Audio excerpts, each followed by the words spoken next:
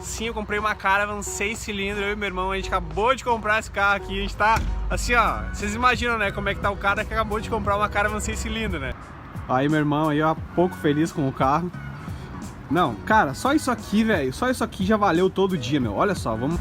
Mas enfim, o carro no estado geral, ele tá bom, ele foi feito, não faz muito, porém foi feito um serviço ruim, o próprio dono falou isso. Então tá num estado geral, pelo preço que a gente pagou, muito bom. Sabe de nada, inocente. Ele ficou com ela um mês, fez algumas coisas, a gente teve algumas surpresinhas desagradáveis. Mas o problema tá no setor da direção. O setor da direção tá com um pequeno vazamentinho ali, ele é bem pequeno, mas vai ter que tirar o setor fora pra fazer. E a principal surpresa foi no freio. O freio não tava legal, não tava freando direito, a gente fez sangria. E aí a gente foi descobrir que tava com problema no cilindro mestre e no servo-freio. Nossa Caravan 1978, finalmente depois de quase 4 anos, tá aqui comigo. Fala galera, beleza? LB Garage na área, começando mais um vídeo aqui no canal. Hoje a bordo da nossa Caravan 6 cilindros 1978. E para quem me segue no Instagram sabe que algumas semanas atrás eu falei que eu tinha uma novidade em relação a esse carro, o destino dele. E já vamos falar sobre isso, mas antes eu quero recapitular um pouco a história desse carro para você daqui a pouco que chegou nesse vídeo por acaso e quer entender qual é a história dessa Caravan e o que eu vou fazer com ela. Beleza? Mas antes de começar o vídeo, já clica no gostei, se você não está inscrito, clica no botão, se inscreve e ativa as notificações para não perder os próximos vídeos.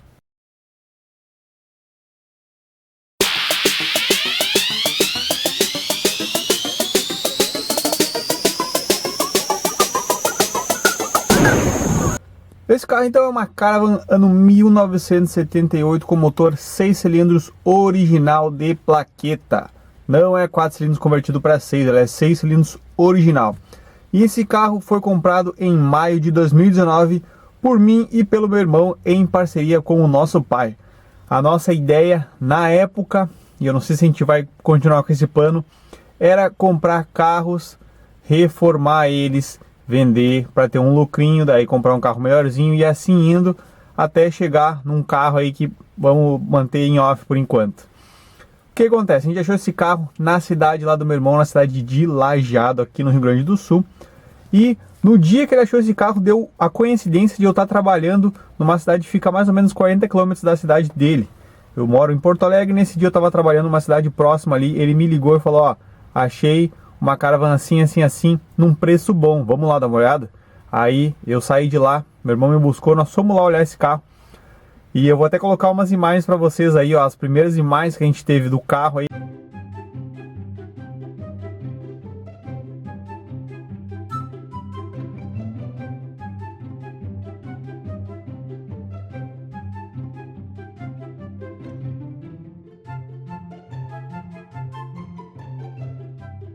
E logo que a gente comprou ele, a gente ficou assim, ó, emocionadíssimo que pagamos barato no carro.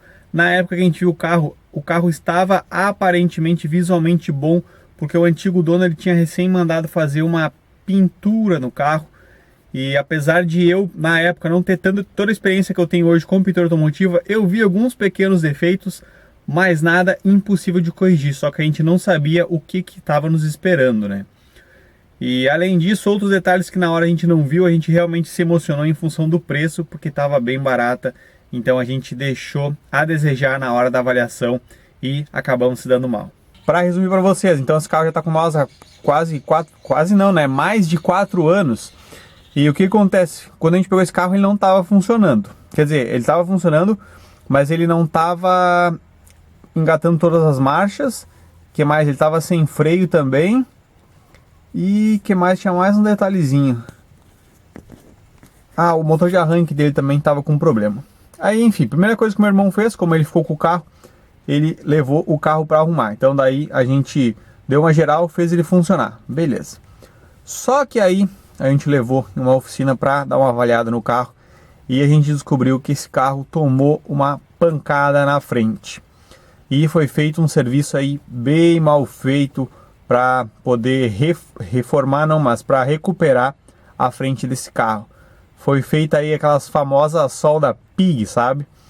E enfim, tá bem ruim a situação ali na frente, foi bem mal feito o serviço. E pelo que foi avaliado por um mecânico lá que que é conhecido dele, o carro aparentemente está com a frente desalinhada. E também ele está com as famosas rachaduras na longarina, né? Mas isso aí é padrão de Opala. Mas o que acontece? Como a nossa ideia era comprar o carro, reformar ele, no caso, fazer uma pinturinha bacana, reformar o interior, deixar a mecânica dele bacana e vender, nós fomos atrás de mão de obra. E aí nós nos deparamos com dois problemas. O primeiro, o preço, né? Uma mão de obra boa, né? Custa caro, a gente sabe.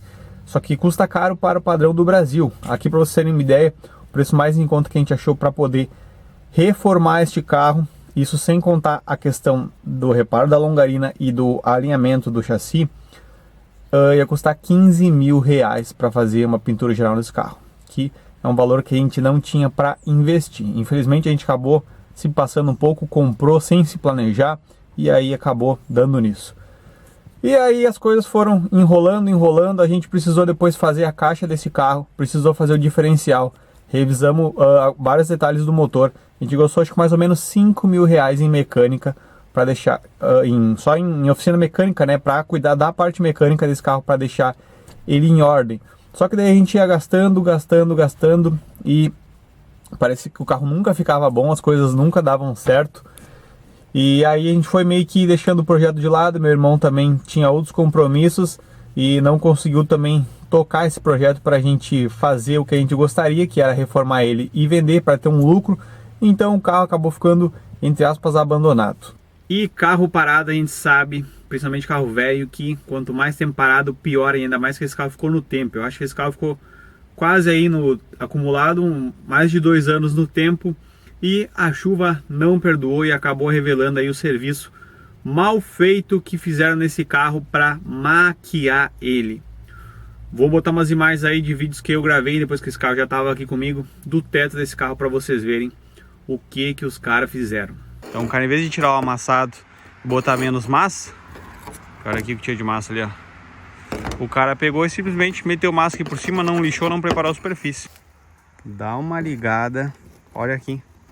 Olha o naipe do teto. Olha isso.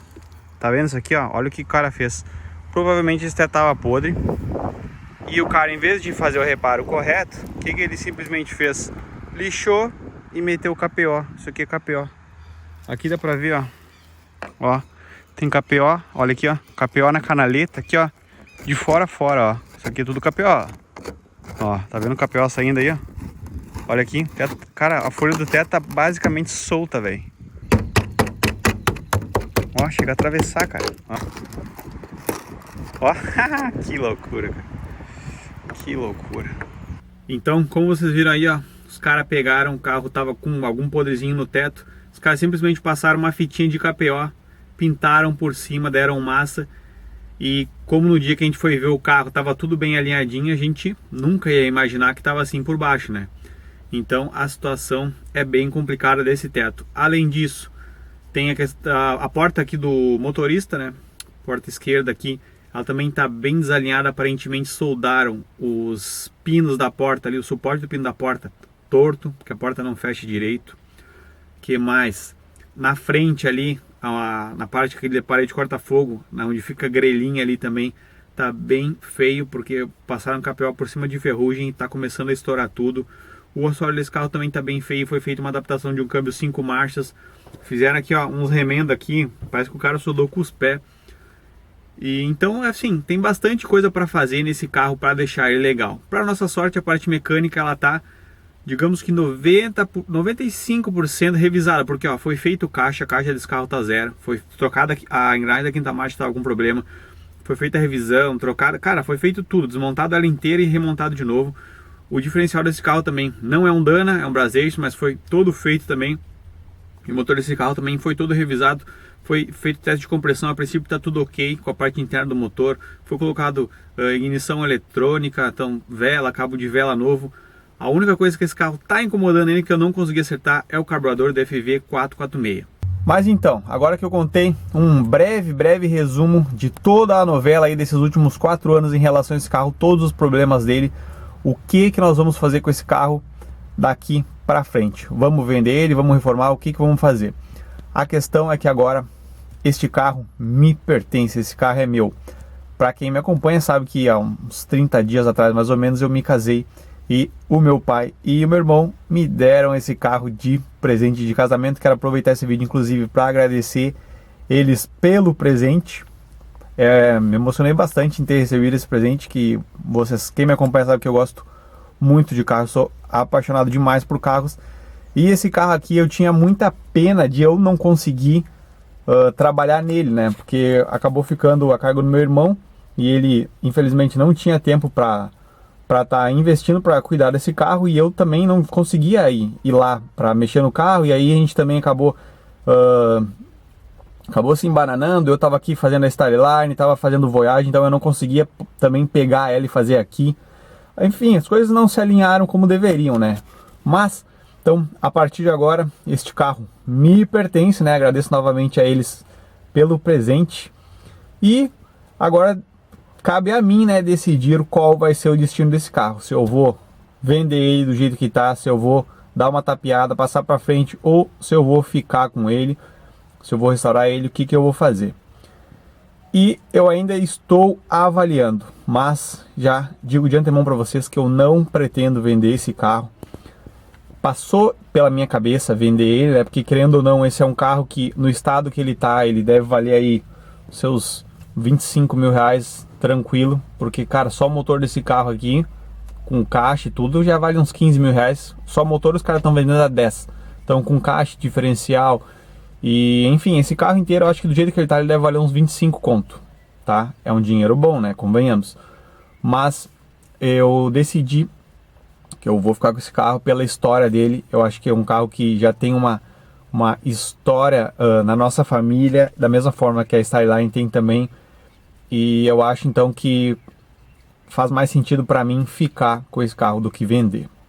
Mas ainda não decidi o que eu vou fazer com ele. Uma coisa eu já garanto para vocês, que eu vou resgatar esse carro e deixar ele o melhor possível, mas eu ainda não defini todos os detalhes do projeto. A primeira coisa que eu quero fazer antes de mais nada é trocar o teto desse carro, e eu já estou em busca de peças para isso. Inclusive eu consegui um teto, só que está numa cidade que fica mais ou menos 150 km daqui, e eu ainda não consegui forma de transporte para ele.